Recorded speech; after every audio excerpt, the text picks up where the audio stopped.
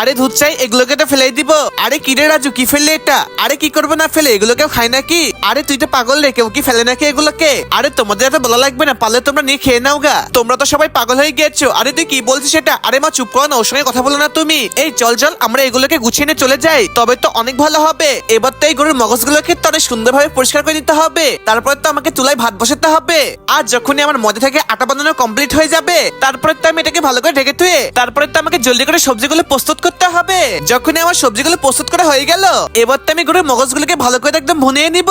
এরপর তো এগুলোকে ভালো করে গরুর মগজের সঙ্গে মিশিয়ে নিব আর পরিমাণ মতো মশলাগুলো দিয়ে দিব। আরে আমাকে তো জলদি করতে হবে, রাজুরা তো আমার জন্য তো অপেক্ষা করছে। ভালো করে মশলাগুলো মাখিয়ে নি। বন্ধুরা, তোমরা যদি আপেল খেয়ে থাকো ভিডিওতে লাইক করে দাও, চকলেট খেয়ে থাকলে চ্যানেলটাকে সাবস্ক্রাইব করে দাও, আর তুমি কোন ক্লাসে পড়ো এটা কমেন্ট করে লিখে যাও। আর এই তো আমার তো মোমো বানানোর জন্য তো আটা প্রস্তুত করা হয়ে গিয়েছে। এবার তো আমাকে ভালো করে মোমোগুলো প্রস্তুত করতে হবে। এবার তো আমি চুলার উপরে এগুলোকে ঢেকে দিব। আর এই তো আমার তো কাজ হয়ে গেছে। বন্ধুরা, তোমাকে লাইক সাবস্ক্রাইব করে দাও পরের বার দেখতে হলে।